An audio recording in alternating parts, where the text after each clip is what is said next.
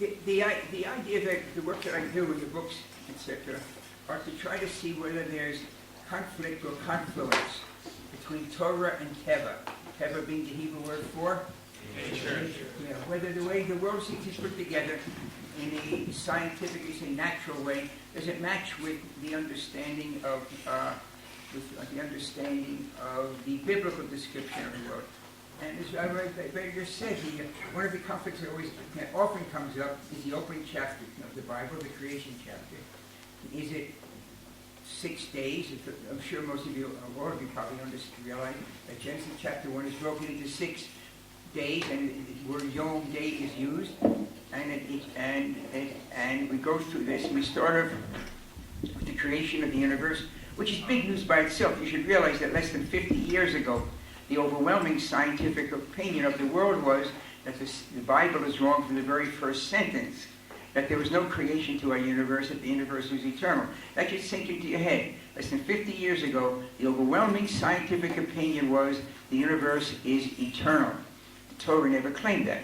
We're talking about our universe, not other universes, however. Our universe had a beginning. The Torah is unequivocal about that. And science now has come to understand that, in fact, the Torah got it right. But you should realize, for centuries, when science was developing itself, the universe had no creation. It was always there. So it's a major change. Well, I should put it this way, the discovery of the data that confirms the Big Bang creation, the Big Bang, is the best news for God since Moses came down from Sinai, besides the state of Israel. And that is to say, there was a beginning. The Bible got it right. For 3,000 years, this understanding of a basic error just is not an error. There was a beginning to our universe. And the question is how long ago it happened or how it happened. There actually is, for the actual creation part, which we may get to at the end, I'm not sure, I'd rather just deal at the moment with the duration, the timing. There's a video called Proof of God in 5 minutes. If you have a chance, and really only takes 5 minutes and 28 seconds. So, and it was done without a script. There are over 3 million views to it, which is pretty much unheard of for an intellectual, a scientific type of discussion, as opposed to songs or something which have millions. But that 3 million views is pretty much, maybe probably the largest that's ever happened for a video which is dealing totally with information related to theology and science. So Proof of God in 5 minutes. I urge you to take the time to look at it. The graphics are great. I had nothing to do with the graphics whatsoever. It's just the thesis that I was presenting there. For the creation of the universe. So now we've got a creation of the universe. The question is, how long ago did it take place? And that's what I'd like to talk about a bit. That's pretty much what we'll do. And then at the end, we have some time for questions. So if we look at the diagram of the universe, here is I realize you can't all see this, but at least to some extent you get it of you who are talking about. This diagram, this piece of paper is downloaded directly from the NASA site, NASA, National Air Space Authority. And if you go to NASA on the web and then type in at the F, the WMAP, the initials for this satellite that mapped the history, that made this diagram, you get a diagram of how you came into being. The black here is nothing, empty space is in here, nothing. And then we have a creation, and then the universe expands over time, and this is us out here, this oval at the end, this is us here. There are 14 lines for about 14 billion years from creation to today. So the way we, put it this way, the difficulty then is that we have a diagram of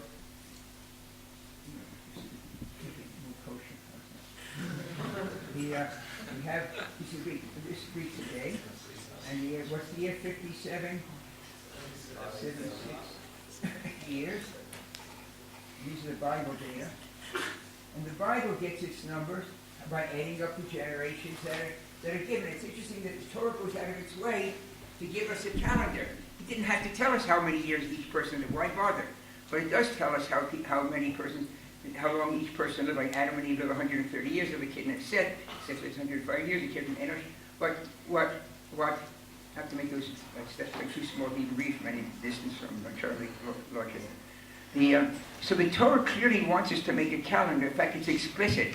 Because if you look in Genesis, if you look in the genealogy that's presented, Adam and Eve have 2 kids, Cain, Abel. Cain murders Abel. Cain is then exiled, and then chapter 4 tells us the genealogy of Cain, his progeny, and what they've done. And then chapter 5 begins with Adam and Eve and their 3rd kid, Seth, and it moves forward. The difference between Cain's progeny and the progeny going through Seth, they're all from Adam and Eve, from Seth, for Cain's progeny, no ages are given. It's the hint in the Torah that God wants a calendar. Now, why wouldn't the ages for Cain's progeny be listed? Because they're irrelevant to the ongoing story. They disappear. But it's through Seth, the 3rd child, that we've gone through Abraham, Isaac, and Jacob, and Noah, etc. We have that flow. Had the years for Cain's genealogy been listed, it would be irrelevant data, because it adds nothing to the calendar, because it's not relevant to the ongoing calendar. So the hint in the Bible, that the Bible wanted, the author of the Torah wanted a calendar to be developed, is that the irrelevant data for Cain are not included, because they wouldn't add anything to a calendar. Whereas the highly relevant data for going through Seth, the 3rd child, is totally necessary for the ongoing calendar. So the Torah wants a calendar, and at the end, all it makes is problems. So we add up all the generations that are in the Bible, come to the end, add kings, queens, rulers, presidents, we get to a number that's not even 6,000 years. Whereas if we get to the creation, the Big Bang, if we look out into space and we see that the universe is expanding, we can see that there's an expansion going on by the characteristic of light. Everything in this universe, including your body, has a particle aspect to it and a wave. It's totally illogical, but how can a particle be a wave? A ping pong ball is like this. It's not extended like a wave, but everything in the world is that. Okay, the larger the object, the smaller the extension. But when you get down to the size of atoms, these atoms are discrete items, but they're also shmeared forever, which is totally illogical. But we have this wave-particle duality, and for light it's very useful, because when light travels to us through space, and space is stretching, so the light is traveling through stretching space, and so what happens is its wavelength gets stretched, and so it changes color. The length of a light wave determines its color. The shorter the light wave is, the more like blue it is. The longer the light wave, it's red. It's called red shifting and blue shifting. It turns out when we look at galaxies far away from us with telescopes, either the Keck telescope in Hawaii or space telescopes, we notice that all the galaxies, essentially all of them, are the light is all red shifted. It's shifted towards the red, towards the stretching, which means it's moving away from us, because as it moves away, each bit of light has to travel a bit further. So it gets stretched out. If you're coming towards us, then each bit of light will travel a little bit less. And so it will become a shorter wavelength. We call that blue shifting.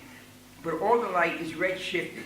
And we can actually measure, we being the scientific community, it's not my work, I do different types of work, but I say it's for the scientific community, we can actually measure the rate of, the amount of red shifting for different depths in space, and by that calculate how fast the universe is expanding at different periods, and then knowing how the universe is expanding, like the universe is this big today, and tomorrow it's this big, and the next day, well, from today to tomorrow, what about today to yesterday, to millions of years ago, to billions of years ago. When you run the expansion rate back in time, and it's making it negative, it takes about 14 billion years to get back to the creation. So those are the data that we have, and we get here a number of about 14 billion years. And it's 9 zeros, I'm using American billion. So these would be the science data. So we have a creation, first of energy, the universe expands out, still expanding, expands out in all direction, and to run this back in time, we get back to the energy. So the key now is to try to understand, without bending the Torah whatsoever, how it can be that these are both correct. Well, the first thing is pretty clear that the Bible breaks its calendar into two parts. The first 6 days of Genesis, Vihi Erev Yivoker Yom Echad, Vihi Erev Yivoker Yom Sheni, evening and morning. And the English translation is defective, but we're stuck with it because we have modern translations of ancient words. I mean, just as an example, the text reads, Vihi Erev Yivoker Yom Echad, and Erev means what in modern Hebrew? What? Now, and what makes evening occur? What's the event? The event that makes evening become evening? Sunset. And morning, boker, is morning? Sunrise. Yeah, problem, isn't it? Sun's not mentioned until which day? Fourth day. Now, the Talmud says it may be second day, third day, but first day for sure not. So clearly, as the Ramban, this is totally Nachmanides, clearly there's something wrong here. But you can't use the simplistic translation of Erev as evening and Boker as morning. This Psalm 25, verse 11, Proverbs 25 talks about this. A word well spoken is like apples of gold in a dish of silver. The silver dish reading of Erev is evening, but we can't use the apple of gold as the deeper meaning. And it's totally the Ramban. I bring it down in Genesis, the Big Bang, my first book, but it's totally Nachmanides. It says this. It says the problem in this whole phenomenon is of evening and morning. You can't say evening and morning because you all just said evening is sunset, no sun to set until a few days downstream. So what's the other meaning? And he points out something brilliant. He says, what happens to vision at sunset? Vision becomes clear or vision becomes blurry, chaotic.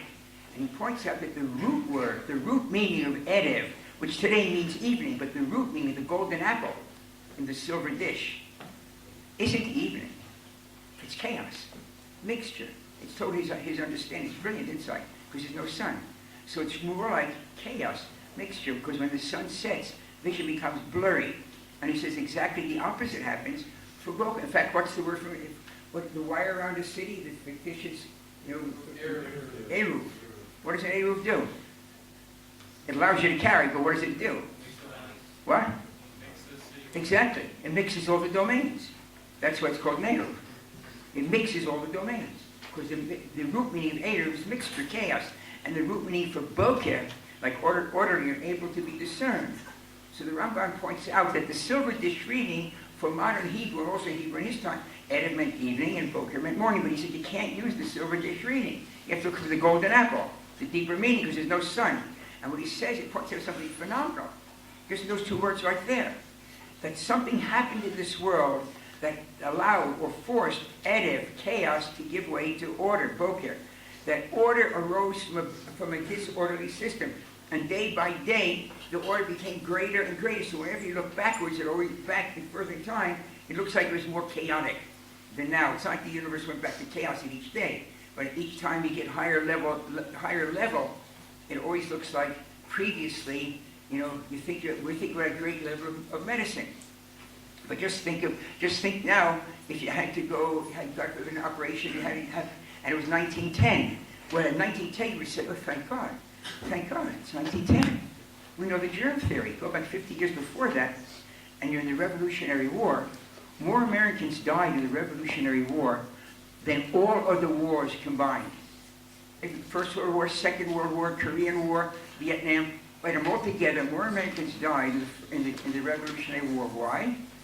Not from gunshots, from infection. Because it was only about 10 or 15 years after that, Louis Pasteur discovered the germ theory. It's crazy. Would you realize it was germs? No one thought about it. So today, and then, thank God, for a man by Lister, in fact, the company's called Listerine. Lister realized using the germ theory of Pasteur to start sterilizing every whole system. So imagine if you were born like having an operation in 1850 or 1860 or 1870, even a finger, like you had your finger chopped off for some god-forbid reason, your likelihood of surviving was less than 50%. Just a finger, because of infection, because no one knew about germs. Don't wash their hands. No, it's in the air. You can't wash the air out. And then 10 years later, instead of being 50 to 60% mortality, you dropped to 5 to 10% mortality. Just that change. So then you would say, thank God, it's 1910, and I'm not like in 1850. But then today you say, God forbid, it should be 1910, the medicine that we have today. So I'm saying that at the end of each day, the chaos isn't that it goes back to the chaos of the very beginning. It's always to a higher level of order, which makes the previous look chaotic. So what we have here now is something phenomenal. Erev and Boker stops meaning, according to the Ramban, Nachmanides, that it isn't evening and morning in a simplistic meaning, but the deeper meaning is order arose out of chaos. Erev, chaos, gave way to order. And it's an unequivocal statement. There's no caveat, no limit to the statement. Order never, not rarely, order never arises spontaneously from a disorderly system and remains orderly unless something in nature recognizes that order and potential and locks it in. There's two parts of the sentence.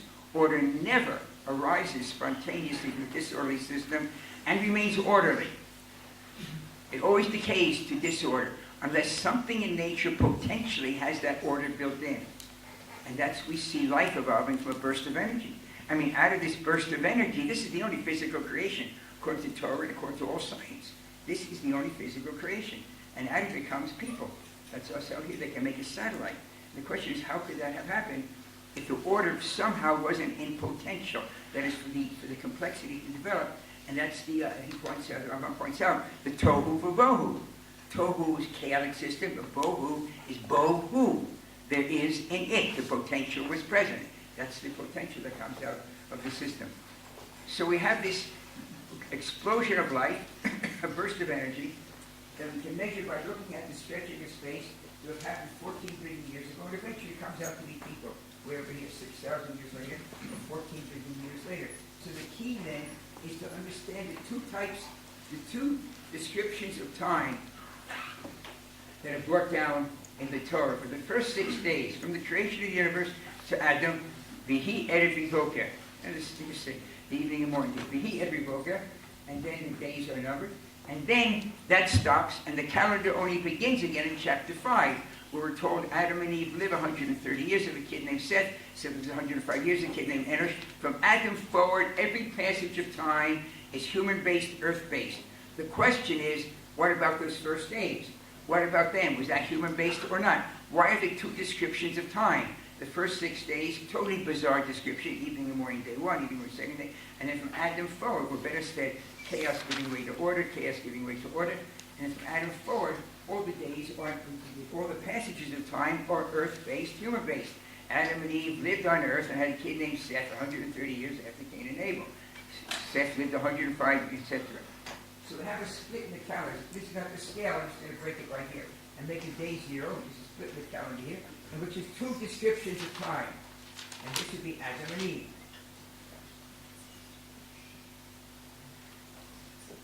Okay, so the split in time up from here to here from the Bible's data, we usually say 6 days. In fact, it's not even 6 days. Then we have the 76 years after that from here to here. So, but it's not even 6 days, it's only 5.5 days, it's even worse. Because as the Talmud points out, that Adam is created halfway through the 6th day. It's the split in the world that takes place at the creation of Adam. Not Adam's body, Adam's soul. It's Genesis chapter 1, verse 27. It's the neshama, the soul of human life, is what splits the world. Neshama. It's Genesis chapter 1, verse 27. Because verse 26 says, Na'aseh Adam. In verse 27, God creates Et HaAdam. Thank you, Craig Kesser, for wife, for pointing it out. God doesn't create Adam. God creates the Adam. The English misses it totally. Et HaAdam. And that creation, according to Chazal, is a spiritual one. It's the soul of Adam. It's not Adam's body. We're talking about Adam in verse 26 already. So that would be the first of the human beings. And just to get that out of the way, because I want to make it clear.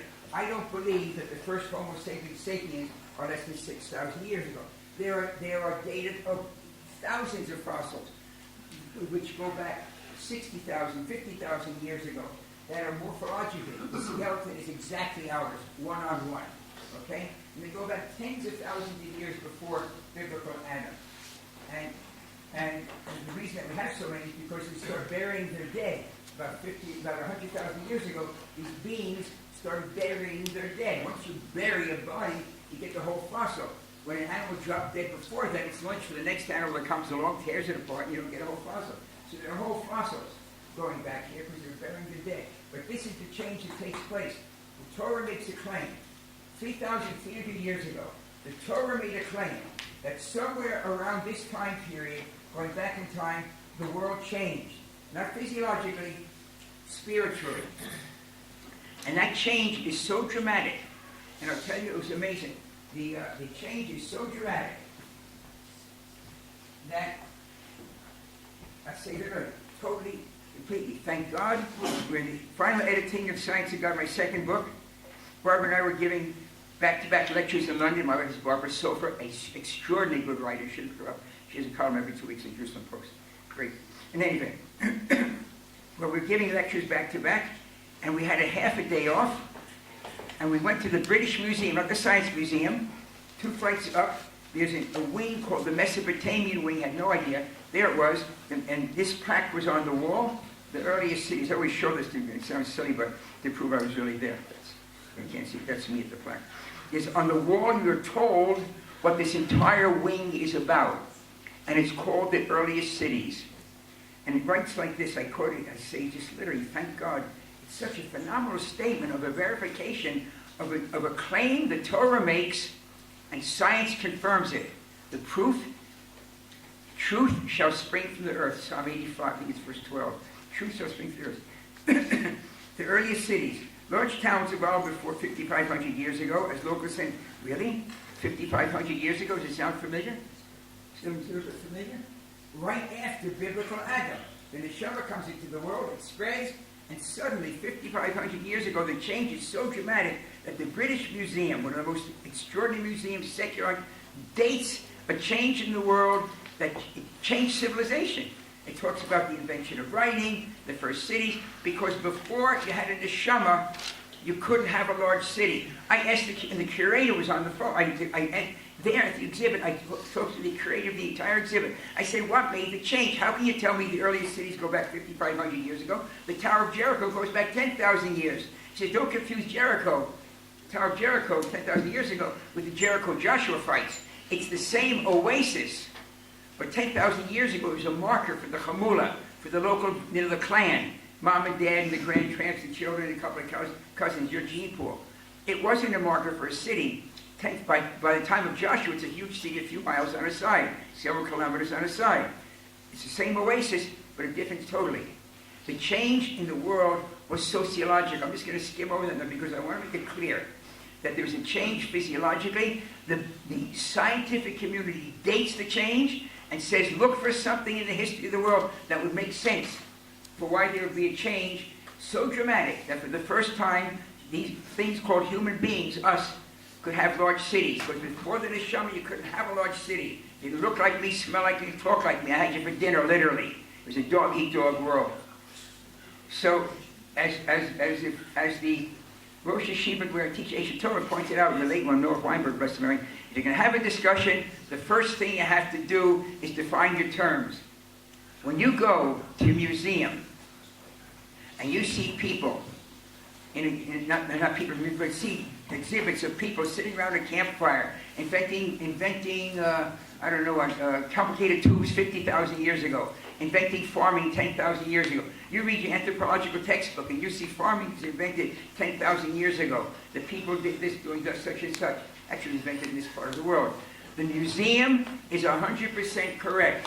The anthropological textbook is 100% correct.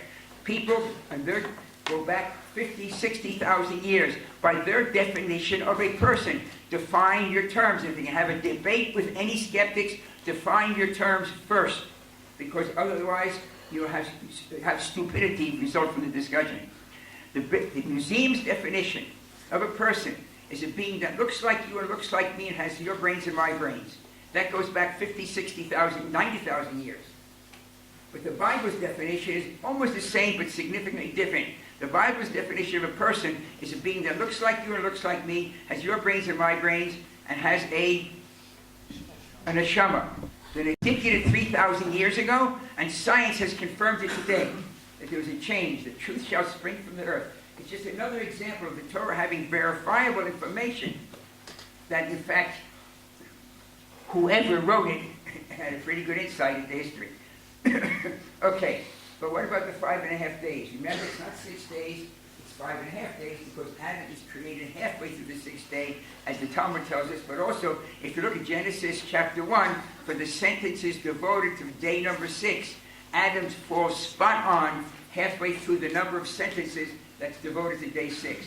So it's 5.5 days. So the child's answer, the baby's answer is always, well, the days weren't really days, they're long periods of time. In fact, even though it's getting late, I'd like to use a show of hands because it's good to stretch and that kind of see if anybody's listening. And that is to say the following.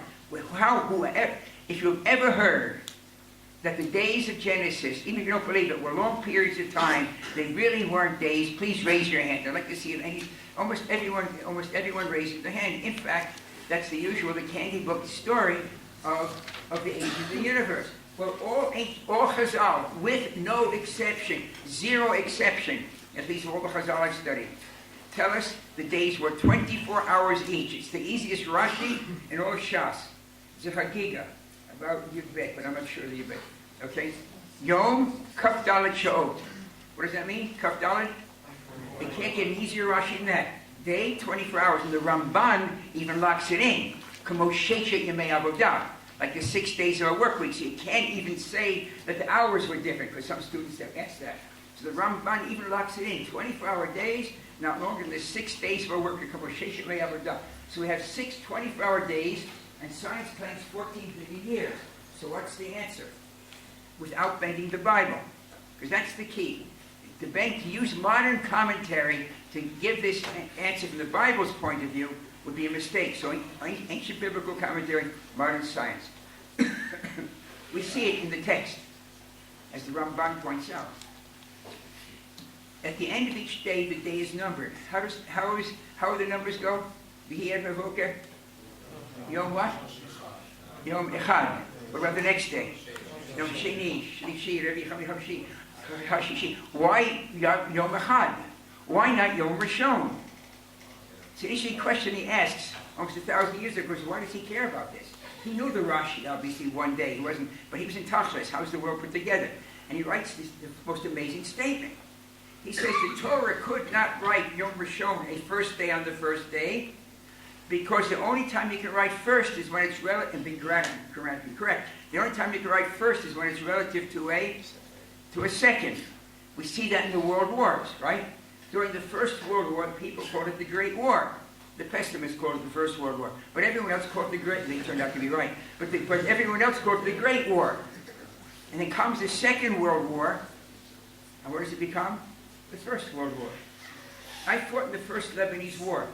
There was not one of my buddies, including the fourth that didn't come back from the war, that said we're fighting the First Lebanese War. We were fighting in Lebanon. But now, unfortunately, I have to say I fought in the First Lebanese War. Why? Unfortunately, because there's been a Second Lebanese War. So that's the reality. So the text says day 1 because there hadn't been a second day. Really? That's very interesting, Mr. Nachmanides. But didn't you happen to read the Torah? Who gets it? Adam doesn't get the Torah. Who gets the Torah? Moses. Where? Sinai, probably in Saudi Arabia. If you want to see where the Yam Suf is, go to our Torah for Pesach. Remember the number 1926. What number did I just say? 1926. Do you realize your brain's just changed? We'll do the number in a second. But you realize in that second, chemistry was laid down in your brain that let you remember the number 1485, right? Or was it really 1926? Your parents should sue me. I've just changed your brain. Really. But it's true. It's amazing. We take it for granted. That like that, the information, and it's chemistry that's going on up there. It's chemistry. It's just amazing. And what it is the only location in the Tanakh that explicitly locates the Yam Suf. Yam Suf, Sea of Reeds, which tells you right off the bat it wasn't 4,000 meters deep. See, Reeds only go about that high from here. The only is, I urge you, it's a great Devar Torah for Pesach, is 1926. First book of Kings, chapter 9, verse 26, 1926. First book of Kings, chapter 9, verse 26. King Solomon built a fleet of ships, Atzion Geber, which exists till today, near Eilat, where it is, on the banks of the Yam Suf. It's the only explicit definition of the Yam Suf in the entire Tanakh.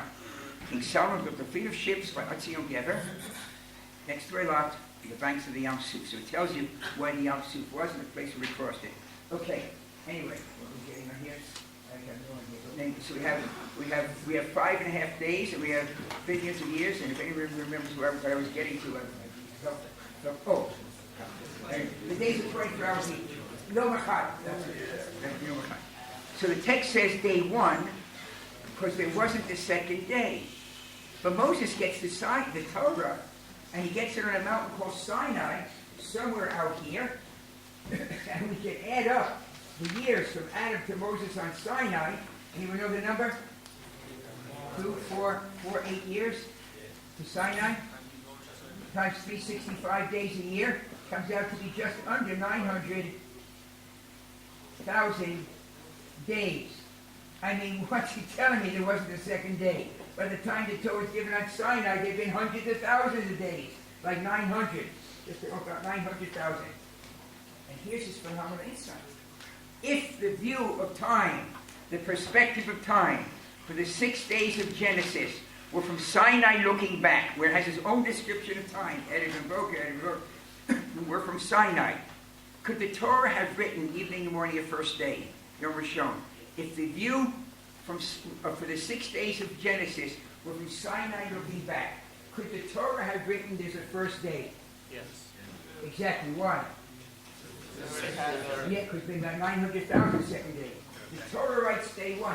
Why would it interest a person 1,000 years ago, almost 1,000 years ago, where the Torah see time from Timbuktu, from Ganarsi? Who gives me see time from? Time is time. But it turns out it's not true. We look back in time, and we see the universe in about 14 billion years. And those years went by.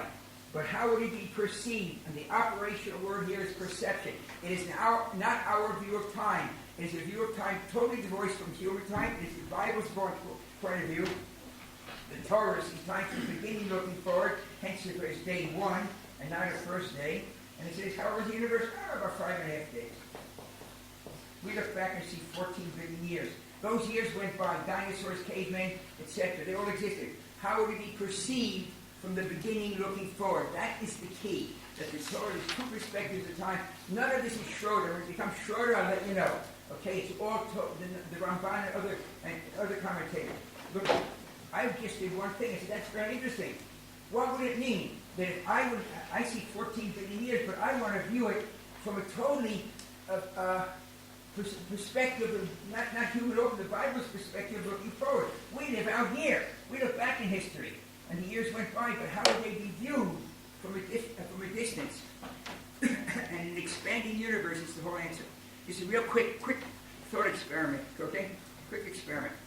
Over here's a galaxy. This galaxy is big and beautiful, of course.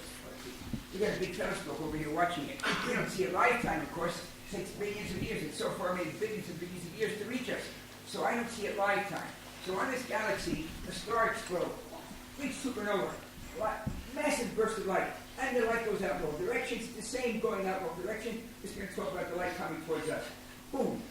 A week later, another star explodes. 2 supernovae separated by a week. The first one travels a whole week, then the second burst. Now, if this stood still, this would catch up to it, but obviously it doesn't. It's all moving forward. And it's going to take billions and billions and billions of years for the light to reach us. But in those billions of years of travel, what's the universe doing? Getting bigger, smaller, standing still. So what about the space between the bursts? So supposing it takes so long that the universe doubles in size. Here it's a week, but now by the time the first burst hits the telescope, wow, supernova, the space is twice as much. So the second burst doesn't reach us a week later, it reaches us 2 weeks later. It's so common in astronomy, it's always embarrassing. Anyone who's in astronomy knows you're always correct. Unless you're doing measurement in immediately local galaxies. You have to correct the stretching of space. I want to know what it's like back there in the galaxy. So I have to go back in time. I call the I call it an astronomer. How far away is the galaxy? How much is space stretch? It gives me information about factor 2. And now I go back in time, mathematically, obviously, physically. And as I go back mathematically in time, so the moment doesn't exist any longer. The galaxy might be gone. But mathematically, I can do this. And as we go back, the two weeks become one week. Two perspectives at one time. We look back in time, we saw billions of years go by, years went by. How would they be perceived? The operational word here is perceived from the Bible's point of view, which has nothing to do with the human point of view. From the Bible's point of view, from the beginning looking forward. What I would have to know in this experiment from the galaxies is a factor 2. I'd have to know how much space has stretched from here out to here. Now, Maimonides makes a very interesting deal, a sharpening of the data. He writes that time is created at the creation, which is a pretty good piece of understanding as well. Aquinas says the same thing at the same time. That time is created at the creation.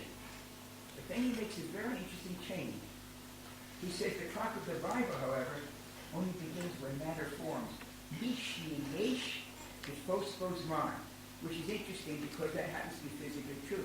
When matter forms, stable matter forms, time grabs a hold. Energy is outside of time. Time is going by, but nothing's recording it. Because at a light beam, what happens to time at the speed of light? It doesn't exist. It just doesn't exist. Right? Time just doesn't exist at the speed of light. So we have here now a moment when matter forms.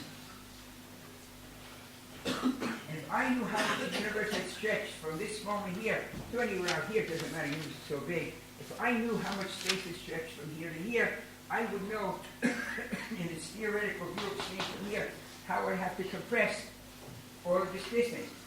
We don't know the size of the universe. That's what's so important about this related to matter. The first stable matter, the stuff that makes up atoms, are the protons.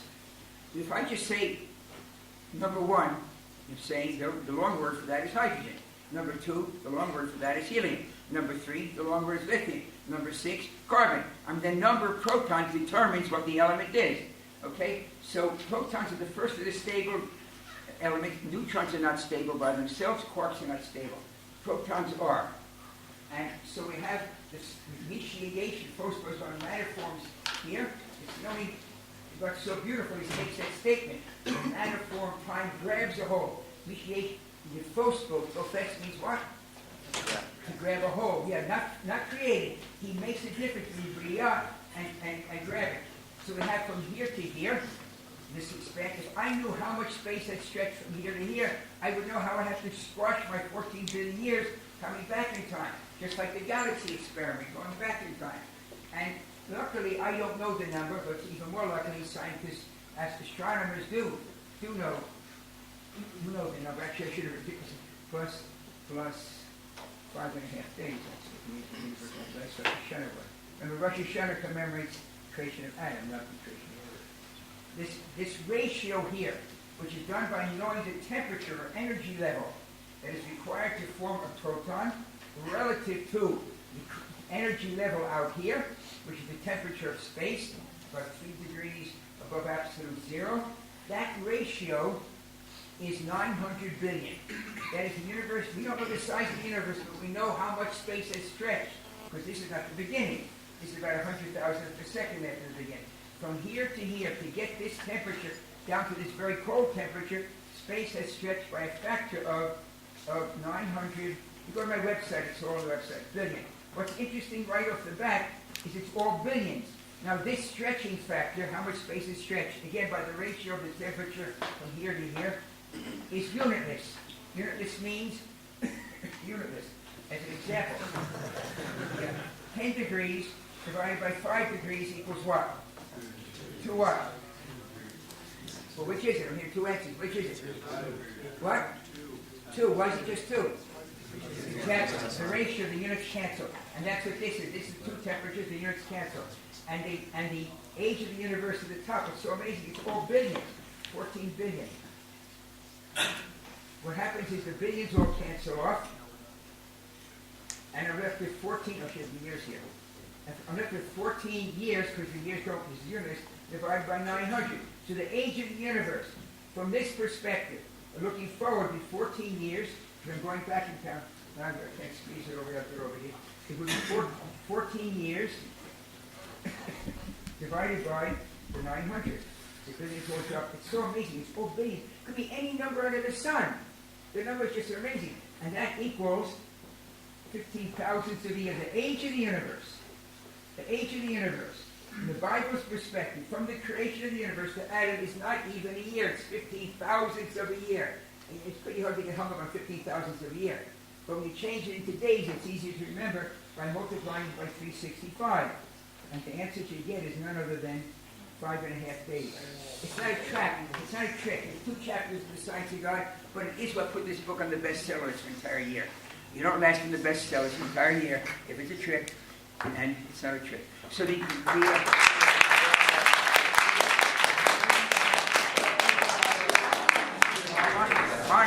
my, if you go, come up and get a card later on my website. Go to a website.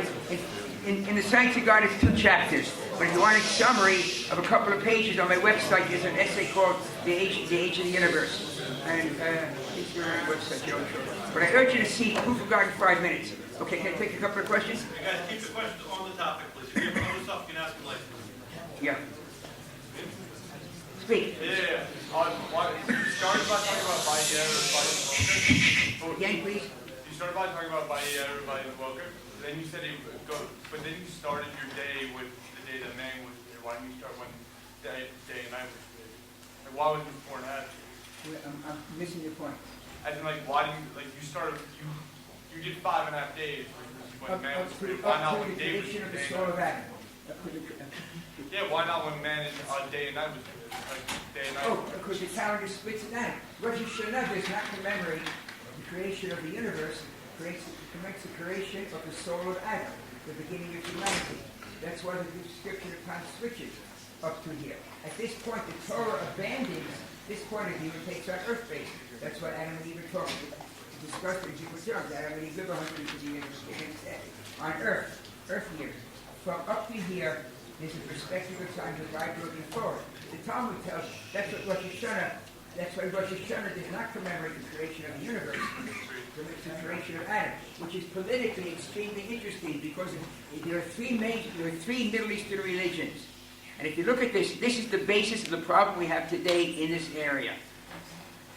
If you look, going chronologically going back, the Muslims start their calendar with what general event? Muhammad. The Christians start their calendar with what general event? Jesus. And the Jews, we start our calendar with what event? All of humanity. We're the only calendar in the Middle Eastern religions that uses all of humanity. That's the problem that exists today. That's why for a long time, if you weren't Christian, you got killed. If you weren't Muslim, until the day you get killed, God forbid. We are the only calendar in the Middle East that includes all humanity.